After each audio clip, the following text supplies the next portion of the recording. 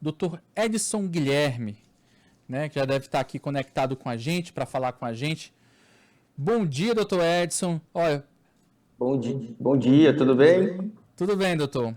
Olha, pessoal, o doutor Edson, ele é psiquiatra especializado em atendimento de crianças, adolescentes e adultos, com foco em diagnóstico e tratamento de autismo, TDAH, depressão, ansiedade, toque, dificuldade de aprendizagem e comportamento opositor. Doutor, antes da sua participação, eu queria só chamar um vídeo, né, de uma telespectadora, na verdade, aqui é uma assistente social que foi diagnosticada com autismo aos 32 anos, a Fernanda Costa. Vamos conferir o videozinho que ela mandou pra gente? Olá, meu nome é Fernanda, eu sou assistente social e eu sou uma mulher autista. Eu recebi meu diagnóstico de maneira tardia, há 3 anos atrás, quando eu tinha 32 anos de idade, e receber esse diagnóstico foi muito importante para mim. O diagnóstico em mulheres autistas adultas é um diagnóstico difícil de ser dado, porque as mulheres ao longo da vida passam por diversas transformações, diversas situações que muitas vezes não são encaradas com a devida o cuidado, não são enxergadas com o devido cuidado. Então, nesse sentido, muitas questões das mulheres são deixadas em segundo plano, são tidas como coisas sem importância, como coisas de mulher. Então, é preciso entender que existem características, né, que definem o que é ser uma pessoa autista, que tem a ver com a questão da linguagem, da interação social, da comunicação social, do comportamento restrito e repetitivo, e que saber desse diagnóstico te liberta de tu sentir que é estranha, que tu é esquisita, que tem algum problema com você, e entender que não, é uma particularidade, é uma forma diferente de ser e de estar no mundo, e que as outras pessoas ao nosso redor é que precisam ter um entendimento do que é o autismo, para que possam criar assim, um contexto mais acolhedor, um contexto de mais respeito, né? Considerando as nossas diferenças e as nossas particularidades. E eu acho que é interessante a pessoa que é adulta e que acha que tem algumas características que podem apontar, né? Que pode ser autista, que procure profissionais especializados, né? A minha avaliação foi uma avaliação multidisciplinar, foi feita por 3 profissionais diferentes que chegaram ao mesmo diagnóstico, né, do autismo, que foi um diagnóstico muito importante para me trazer mais autoconhecimento, mais entendimento sobre mim mesma e para que eu pudesse me relacionar melhor com as pessoas ao meu redor. Olha, a gente conferiu aí o vídeo da Fernanda Costa. Doutor, eu queria chamar primeiro esse vídeo, quis chamar primeiro esse vídeo, justamente para mostrar, né, uma situação em relação ao autismo. Quando a gente tem muito discutido sobre o autismo nesses últimos anos, mas sempre quando se pensa em autismo, geralmente a atenção se volta para a criança, né? Só que essa criança cresce, ela vira um adolescente, um adulto, e muitas vezes também esses adultos ainda não foram diagnosticados. Então eu queria a sua participação hoje para a gente tentar trazer, né, ampliar esse olhar sobre o autismo, que tem muitos adultos que também são autistas, não é isso? Bom dia, novamente. Bom dia. Então, é assim, a fala dela é uma coisa que a gente observa de forma recorrente, isso, essa coisa de libertação, tá certo? Essa sensação de estranheza, essa sensação de inadequação, de não encaixe. E na hora que recebe o diagnóstico tardio, é isso, agora eu entendo por que que eu sou dessa forma, o que é que acontece comigo, que eu não sou só estranha, ou, enfim. Então, é uma coisa que é muito fácil. O que é que a gente vai fazer com esse diagnóstico? Muitas vezes a gente não tem muito mais o que fazer do que alguns treinos de habilidade social, enfim, você perdeu um time muito grande de intervenções nessa pessoa, mas para eles é isso, essa sensação de libertação, desse autoconhecimento, desse entendimento de si. E essa sua fala é muito importante, a gente até para a questão de profissionais para atender esse público. A gente tem uma dificuldade muito grande quando a gente passa para adolescentes e adultos. A formação dos principais profissionais intervencionistas é sempre em cima da criança, voltado da criança. E essas crianças crescem e as demandas vão se alterando ao longo do tempo. Tá? A gente não pode exigir o nível de desenvolvimento de habilidades sociais de uma criança ser igual ao do adulto e vice-versa. Então, as estratégias, as técnicas para se utilizar com a criança é diferente do adulto, do adolescente. Tá? E muitas vezes esses quadros mais tardios, eles vêm por outras questões. São pessoas que muitas vezes estão sofrendo com transtornos de ansiedade, depressão, e vão por profissional de saúde mental seja médico ou não médico, por essas questões. E durante as avaliações que se faz, muitas vezes, também essa suspeita de um transtorno do espectro autista. Então, é, é bem difícil também essa questão do diagnóstico, porque às vezes a gente não consegue pegar dados mais confiáveis de forma retrospectiva, tá? Que não é aquela coisa, eu entrei no espectro. Não, você apresenta essas características desde a infância, desde a adolescência, no período de desenvolvimento. Então, às vezes, essas pessoas vão sozinhas, não tem às vezes não tem os pais não lembram direito, ou tratavam aquilo ali como só um jeitinho, uma mania, e fica difícil a gente, às vezes, conseguir dados mais fidedignos para a gente fechar o diagnóstico, tá? Ainda mais que hoje a gente tem tido muita procura também para essas avaliações, porque infelizmente tem tido alguns benefícios relacionados ao diagnóstico. Então, às vezes a gente, no âmbito clínico, a gente às vezes sente às vezes uma forçação de barra de algumas pessoas que vão para avaliação. Quando a gente tem essa sensação, e isso conversando até com outros colegas, então, que a gente parece que estão forçando, eles vêm com os critérios diagnósticos todos lidos de forma bem técnica, eu tenho isso, assim, assim.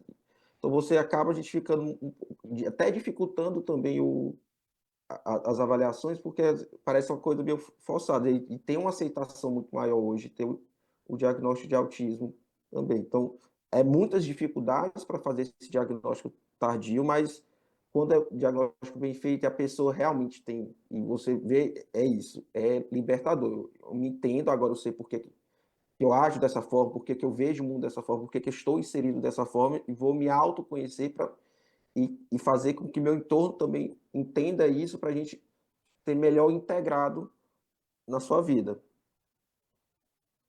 A Fernanda nas redes sociais e ela conta muito dessa descoberta dela, né, nas publicações, né, e me parece que na situação dela, primeiro o filho, né, foi diagnosticado, o filho dela, e durante o tratamento do filho, que foi diagnosticado aí há quase 10 anos, né, com o TEA, ela acompanhava o tratamento e durante esse tratamento do filho, né, percebeu-se a necessidade dela também fazer essa análise, esse diagnóstico. E foi constatado também que ela tinha autismo. Né? Isso acontece muito, né? Filhos autistas, né, que os pais acompanham esse tratamento e acabam descobrindo que também são autistas. E a gente sabe que tem uma carga genética importante dentro dos transtornos do desenvolvimento, como o autismo. Não tem um gene específico que causa, tá? Mas a gente observa, muitas vezes é isso. O pai leva o filho, um dos pais leva, e começa a ver algumas características que, quando são pontuadas, isso aqui é uma característica, isso aqui faz dentro do espectro, por isso, por isso, por isso. Eles começam a se identificar, nossa, eu tinha isso quando era criança, ou era desse jeito quando era criança. E por ter esse maior entendimento de alguns se espelharem, se observar, nossa, eu tinha isso, eu era assim, eu fazia mais ou menos desse jeito, eles, não, vou procurar uma avaliação que talvez eu tenha, tá? Ou às vezes tem o efeito contrário. O pai minimiza isso, essas características que eles também tinham durante a infância, adolescência. Ah, não, eu tinha isso daí, eu tô aqui bonzinho, não morri, tô perfeito aqui. E aí, às vezes, o pessoal tem vários tipos de dificuldade, tá? O que é também importante frisar, assim, nessa questão pai e filho, a gente também tem um entendimento hoje que a gente chama do espectro ampliado do autismo. O que seria assim? Seriam algumas características que seriam comuns dentro de pessoas dentro do espectro, mas que da pessoa não tem intensidade nem quantidade de sintomas suficientes, características suficientes para a gente fechar o diagnóstico, tá?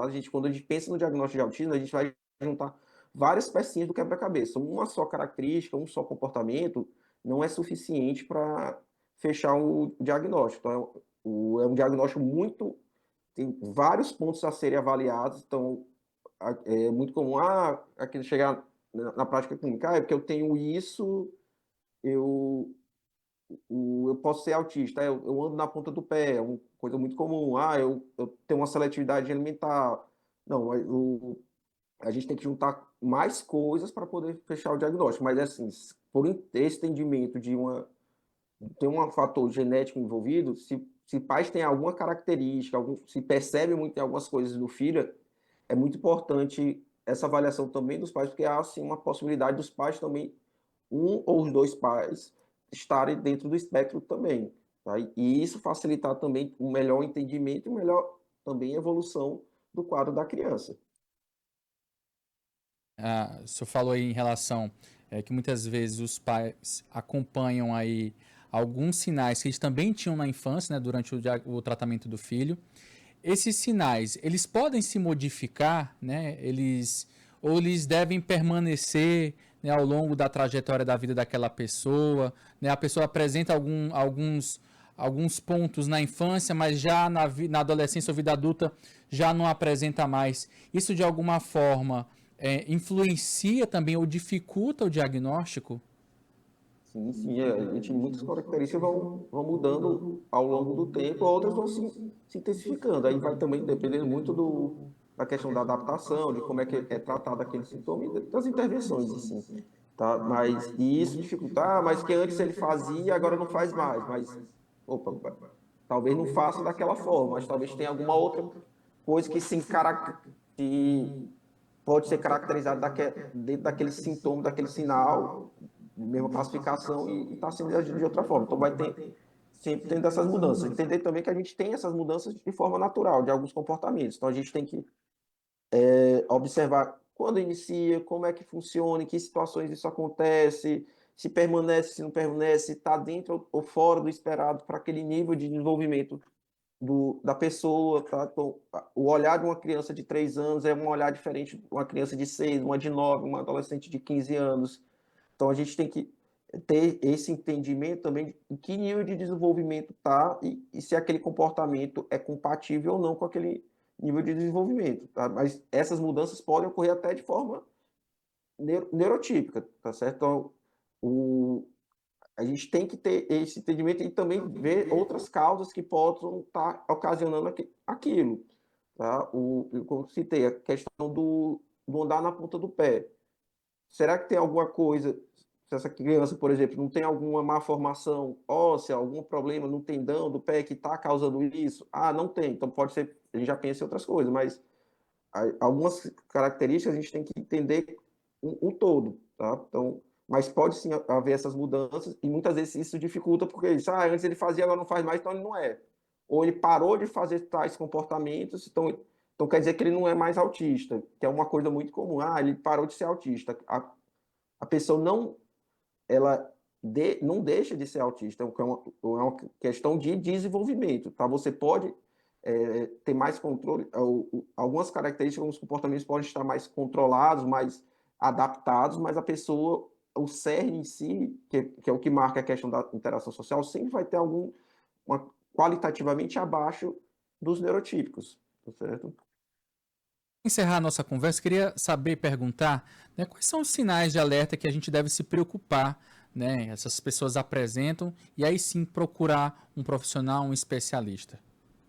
A primeira coisa que a gente tem que sempre ver é a questão da qualidade de interação social, tá? Às vezes a pessoa, ela conversa, ela interage e tal, mas a gente tem que ver que, principalmente a criança, ela às vezes pode estar no meio das outras, mas não está entrando na mesma brincadeira, na mesma interação, tá?